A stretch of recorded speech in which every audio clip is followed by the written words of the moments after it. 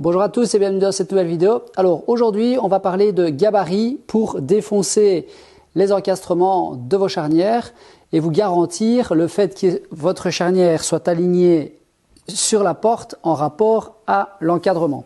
Alors pourquoi est-ce que je fais cette vidéo? Parce que je pense que comme beaucoup au tout début, la première fois qu'on fait des portes etc, c'est la question qu'on se pose, c'est comment est-ce qu'on va réussir à aligner la charnière mâle par rapport à, comment est-ce qu'on va aligner la partie mâle en rapport à la partie femelle et se garantir le jour que l'on souhaite en dessous de la porte et au-dessus de la porte. Alors on essaie de réfléchir à 36 gabarits et puis avec le temps on se rend compte que ce n'est pas si compliqué que ça, mais en effet c'est toujours intéressant de se faire des gabarits.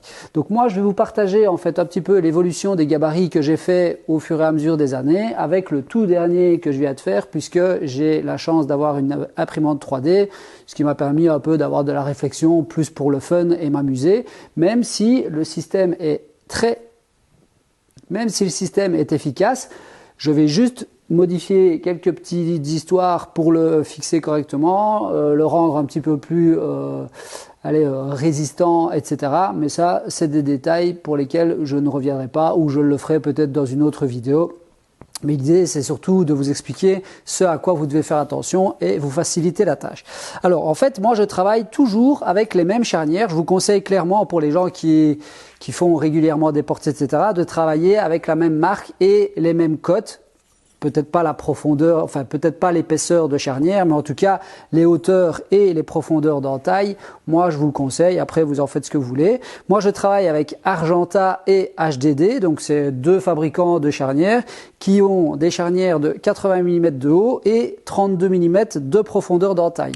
Alors ça me permet justement de standardiser ces fameux gabarits en rapport à l'entaillage. Par contre, la taille de la porte va être déterminante et c'est là que généralement on se dit tiens, on aimerait bien faire quelque chose d'automatisé. C'est bien lorsqu'on fait toujours des mêmes portes de 2,1 m, mais dès qu'on va rentrer dans des dimensions un peu compliquées ou différentes, généralement le gabarit qu'on a fait sur une longueur, c'est un peu plus embêtant parce qu'il est inutilisable et c'est un petit peu le cas de celui qu'on avait fait avec Louis, souvenez-vous, pour les 13 fameuses portes, puisque moi, généralement, j'ai toujours travaillé avec ces deux gabarits au départ. Alors, comme je le dis, chaque fois que j'ai des stagiaires, j'aime bien leur faire des trucs pour qu'il y ait une certaine réflexion de leur part, ce qui a été le cas pour le gabarit, qui est très bien pensé, mais qui malheureusement, dès qu'on sort des portes standards de 2,1 m, est inutilisable, comme je l'explique. Alors, comment est-ce que vous devez réfléchir en termes de gabarit et de réflexion? En tout cas, c'est mon expérience et la manière dont moi j'ai procédé. Vous en ferez ce que vous voulez. Et d'ailleurs, si vous êtes artisan ou que vous faites régulièrement des portes et que vous avez un gabarit fait maison, n'hésitez pas à le partager dans les commentaires. Si vous avez même des plans, n'hésitez pas à me les partager. Je me ferai un plaisir de montrer sur ma chaîne comment vous avez procédé. Alors ici c'est un gabarit tout simple, donc une planche de contreplaqué à droite, une planche de contreplaqué à gauche, une petite pièce support à gauche et à droite pour maintenir le tout, et l'épaisseur ici entre les deux de 38 mm ou 40 mm en fonction des portes que vous faites généralement. Nous on fait généralement des portes de 40, donc on vient tout simplement l'emboîter dedans, et la butée ici à gauche et à droite, elle correspond à la mesure souhaitée, c'est-à-dire que moi, du bas de ma porte au bas de l'entaille de ma charnière, je compte 12 cm. Vous pouvez compter 15, vous pouvez compter 10. En général, c'est entre 10 et 15 cm que l'on met les charnières en partie basse et en partie haute de porte, et la charnière centrale au milieu. Alors, dans certains cas particuliers, on met 4 charnières. J'ai déjà fait une vidéo là-dessus, je ne vais pas y revenir. Alors, le principe est assez simple. La butée ici à gauche, elle est calculée en fonction de votre défonceuse évidemment, puisque c'est la platine de votre défonceuse qui va déterminer la distance de butée à gauche et la distance de butée à droite. Ce qui pour moi est important, c'est d'avoir calculé le fait que le côté, donc le bout de votre gabarit, soit à fleur de votre porte et atteindre ces fameux 12 cm, aussi bien sur la gauche de votre gabarit que sur la droite de votre gabarit. Comme ça, ça va vous garantir de reprendre votre gabarit, aller le positionner sur le dessus de votre porte et vous avez donc chaque fois ces 12 cm. Faire un petit trait sur le dessus de votre gabarit au crayon pour aligner un trait que vous avez fait au centre de votre porte. Jusque là, rien de compliqué. Donc ça, c'est pour la partie mâle. Et pour la partie encadrement, on a notre cadre ici, donc nous on travaille encore avec des ébrasements en Belgique, et on vient positionner notre pièce comme ceci.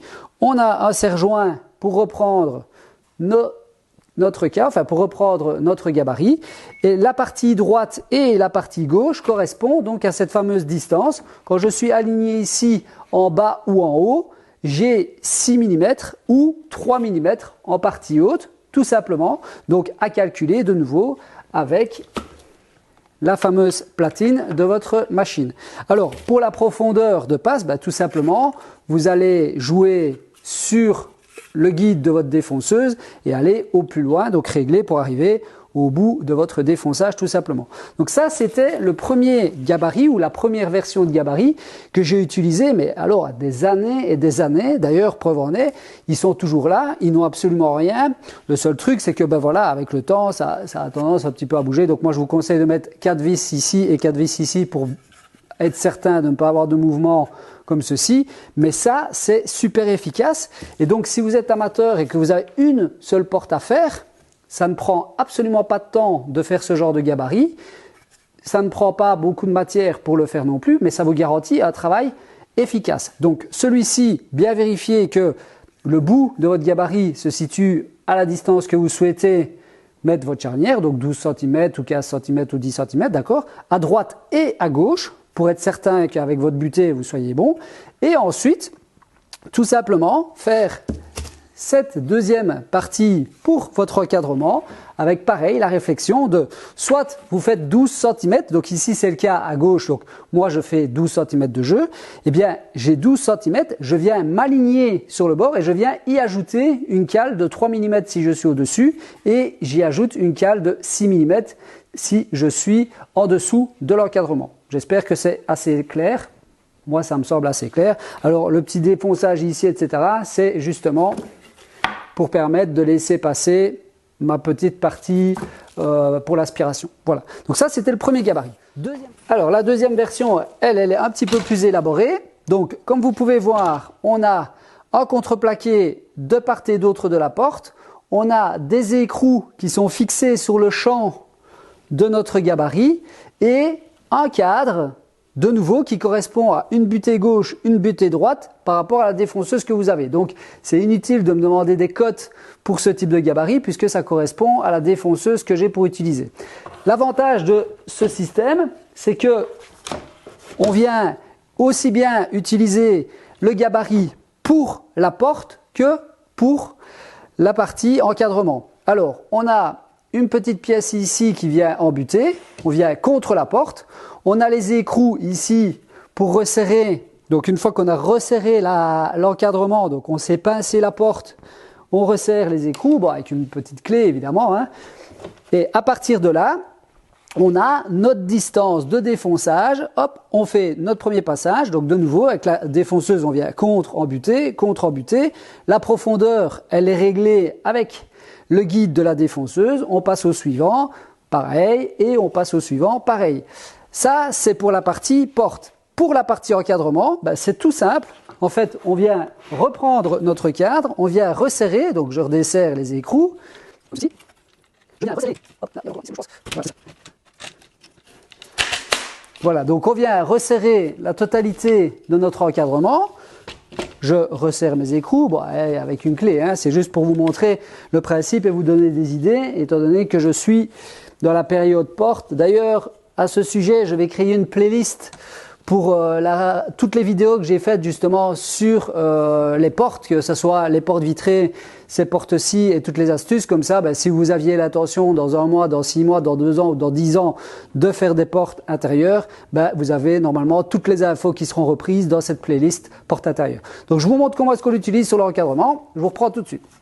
Donc voilà, pour l'encadrement, rien de plus simple. Ici, on a la butée en pied, j'espère qu'on la voit, oui, on la voit. Donc ici, la butée vient en pied de notre encadrement avec la cale retirée. Donc quand on fait la porte, il faut mettre la cale de 5 mm, de 6 mm, enfin de l'espace que l'on souhaite pour pouvoir faire notre porte.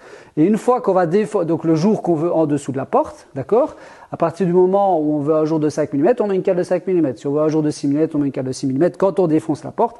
Et ensuite, quand on fait l'encadrement, on retire cette cale, on vient contre et on fait notre défonçage.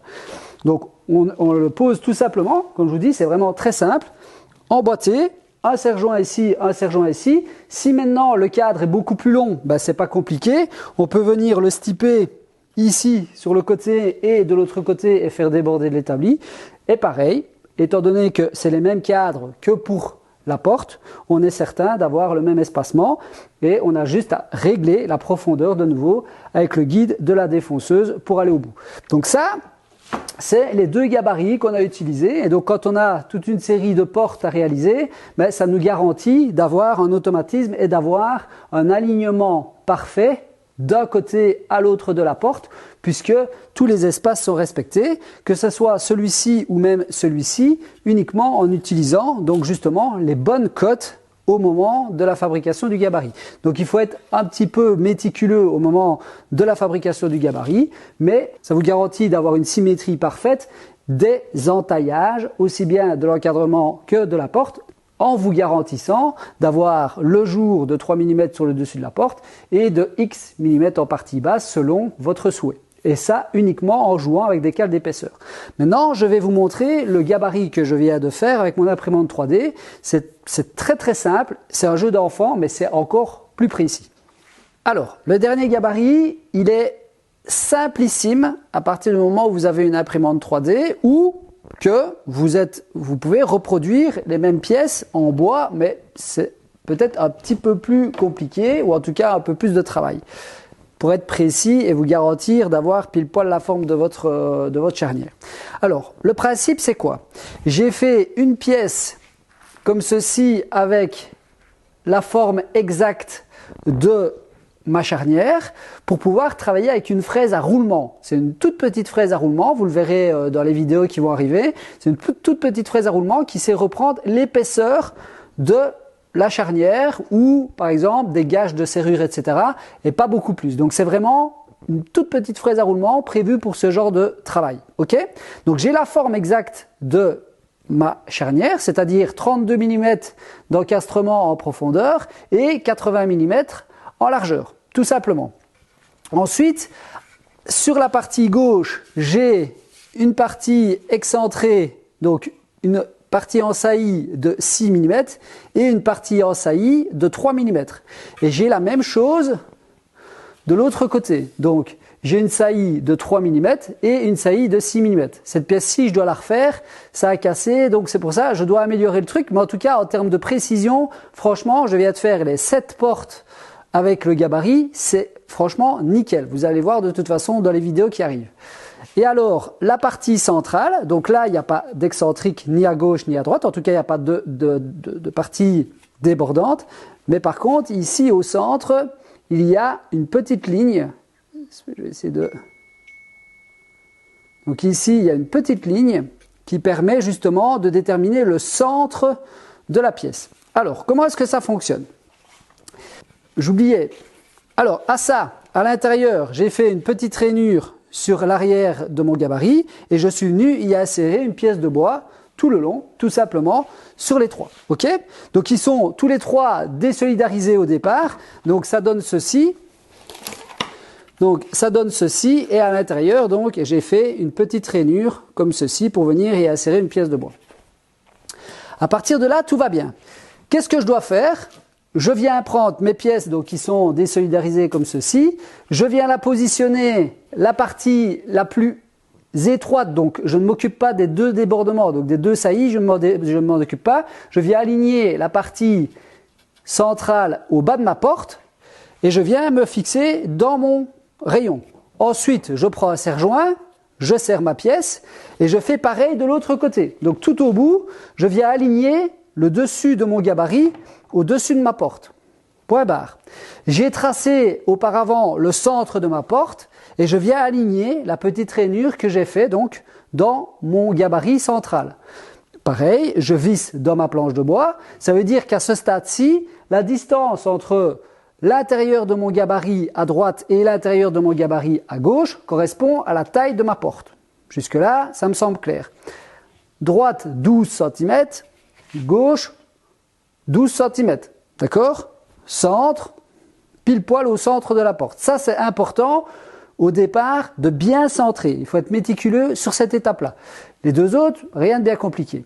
À partir du moment où on est aligné au-dessus et aligné en dessous, on fait nos 3 défonçages, tout va bien. Et puis, on va passer sur l'encadrement. À partir du moment où on connaît la poussée droite et poussée gauche, souvenez-vous, le haut de la porte à droite au niveau du défonçage et au niveau de l'encadrement, c'est la gauche qu'il faut faire attention. Donc, admettons ici, c'est le dessus de ma porte. Non, le dessus de ma porte, il est ici.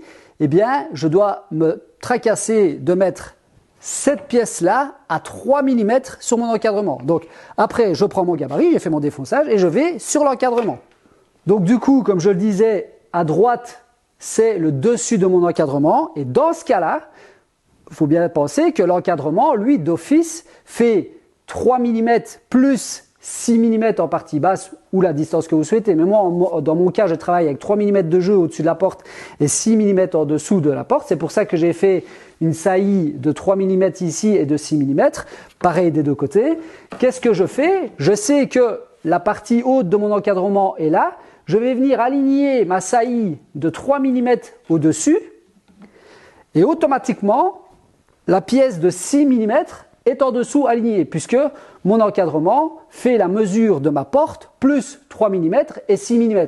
La seule chose à réfléchir, c'est où est-ce qu'on se fixe à 3 mm ou à 6 mm. D'office, il faut que ça soit la cale de 3 mm qui soit sur le dessus de la porte et de 6 mm en dessous. Si je fais l'inverse, il va y avoir un décalage de mes charnières dans le mauvais sens, c'est-à-dire que j'aurai 6 mm de jeu au-dessus et 3 mm de jeu en dessous. Là, ça risque de poser problème, déjà esthétique, et puis au niveau, ça va coincer. Donc l'encadrement, ici, comme je dis, on a la cale de 3 mm qui est alignée, puisque c'est le dessus de mon encadrement, et d'ailleurs on voit le défonçage, il est pile poil adapté. Et sur l'arrière, j'ai ma cale de 6 mm qui est adaptée, puisque le cadre, il fait exactement la taille de mon gabarit, puisque c'est la porte. On vient aligner cette partie-là et cette partie-là sur la porte, tandis que sur les encadrements, c'est 3 mm ou 6 mm en fonction du haut et du bas. Voilà, tout simplement. Ce qui vous garantit donc dans ce cas-là d'avoir pile poil vos entailles alignées à la porte. Et là, il n'y a même plus de réflexion à faire avec les mouvements déplacés, machin. On vient aligner les deux entailles à la taille de la porte sans se tracasser. Et puis, on a juste à réfléchir si c'est la cale de 3 mm qui doit se mettre à droite ou à gauche en fonction de l'encadrement. C'est tout ce qu'il y a à réfléchir. Et une fois que c'est aligné, on le fixe et on fait les 3 défonçages avec la même fraise, c'est-à-dire une fraise à roulement qui va prendre pile poil la forme de mes charnières. Je vais refaire d'ailleurs les 3 pièces ici d'une manière un petit peu plus poussée, en tout cas pour les accrocher, pour les stiper, pour que ça soit un petit peu plus résistant. Là, j'ai fait des L un petit peu trop grands et donc là, c'est assez fragile. Donc, je vais les faire un peu plus épaisses, mais moins hautes. Et puis, je vais faire des petites entailles pour pouvoir me faciliter la tâche au niveau de la mise en place des serre-joints et ce genre de choses. D'ailleurs, si vous avez de votre côté imaginé ou élaboré des gabarits un petit peu plus complexes, etc., mais qui fonctionnent super bien, aussi bien pour des portes de 2,1 m, donc du standard, que toutes les portes, c'est un peu le gros avantage que je trouvais dans ce système, c'est que je peux mettre mes gabarits là où je veux, juste sur ma première porte. Si j'ai qu'une seule porte à faire ou que j'ai 50 portes à faire, ça va très vite de mise en œuvre. Voilà, tout simplement. Donc cette vidéo, comme je dis, ça mangeait pas de pain, il n'y a pas beaucoup de pratique. En tout cas, je vous ai pas montré exactement comment tout fonctionnait, mais c'était surtout pour vous donner peut-être des idées et vous faciliter la tâche si vous aviez des portes à faire. D'ailleurs, à ce sujet, comme je le disais, je vais créer l'onglet communauté, donc ça va être le système rejoindre pour pouvoir répondre aux gens sur des vidéos privées qui seront dédiées aux questions, parce que aujourd'hui j'ai beaucoup trop de questions, qu'elles soient privées ou qu'elles soient sous les commentaires ou autres, et donc je vais proposer finalement de vous abonner à des vidéos privées où je vous proposerai des lives 2 fois par mois pour répondre à vos questions, aussi bien dans l'atelier. D'ailleurs, je viens de tirer un câble de la maison à l'atelier pour pouvoir avoir internet dans l'atelier et pouvoir faire des vidéos en live, vous faire des tutos dédiés également et répondre à vos questions personnellement pour ne pas évidemment faire à chaque fois sur la chaîne. Rien ne va changer, c'est-à-dire que toutes les vidéos seront toujours les mêmes, il y aura toujours les petits tutos, il y aura toujours les astuces sans bridage, aucune raison de cacher des choses, mais par contre, il y a de plus en plus de questions plus pointues et personnelles surtout, et donc ça, j'éprouve une certaine frustration sur le fait que je ne sais pas répondre à tout le monde, mais d'un autre côté, j'aimerais pouvoir prendre le temps de ça et de le faire plus en privé que de le faire à chaque fois devant tout le monde, pour deux raisons. La première, c'est que certaines personnes s'en foutent peut-être que je réponde à d'autres, et j'ai le sentiment aussi que certaines personnes pensent que c'est de la défiance, c'est-à-dire que chaque fois que je réponds à une personne, mais positivement ou négativement d'ailleurs, c'est pris pour de la défiance, de dire ouais voilà, je te réponds pour te remettre en place, alors que c'est pas du tout le cas. C'est vraiment de bonne foi, j'essaie de répondre à tout le monde pour que vous évitiez de faire des erreurs chez vous, que ce soit au niveau du travail ou au niveau de la sécurité, tout simplement. Voilà, ça c'est dit, j'y reviendrai dans une vidéo à mon avis qui devrait arriver courant de semaine prochaine ou ce week-end en fonction de la date à laquelle celle-ci va sortir. Donc regardez bien, je vais vous sortir une vidéo avec tout ce qui va arriver. Je vais faire une formation pour le fameux rucher, j'avais déjà parlé, donc ça arrive. On va faire la formation ici en février, donc soyez attentifs parce que je vais ouvrir uniquement 6 places, mais j'en reparlerai dimanche lors d'une vidéo où je vous explique tout ce qui va arriver, établir robot, formation, etc. Le fameux dressing de mon épouse, enfin, et tout des projets, enfin j'ai plein de projets et j'espère que vous serez là pour suivre ceci. Si ce n'est pas encore le cas, abonnez-vous, comme ça ça vous permettra de découvrir tout ce qui va arriver et je vais prendre un peu plus de temps aussi pour m'occuper finalement de la chaîne et de chez moi, comme je l'avais dit. L'apiculture, je vais m'y consacrer un petit peu et j'avais l'intention de prendre une année sabbatique. Ça va faire maintenant 1 an et demi que je dis à mon épouse que je vais prendre une année pour m'occuper de chez nous et m'occuper uniquement des projets qui me plaisent au niveau clientèle et surtout de mes abeilles. Ça y est, j'y suis, je finis ces portes-ci. J'ai encore 12 portes intérieures à faire pour un client avec des croisillons vitrés et un escalier, mais il n'est pas prêt le client, donc quelque part ça m'arrange. Ça sera fait d'ici 6 mois, 6-7 mois, donc c'est parfait pour moi. Ça va me donner du temps pour m'occuper de ce que je n'ai jamais eu le temps, c'est-à-dire chez moi, mon établi robot enfin, qui sera en jeu concours aussi. Mais tout ça, je vous en parle ce dimanche. Allez, je vous souhaite une bonne soirée et vous dis à bientôt pour de nouvelles aventures. Salut, salut!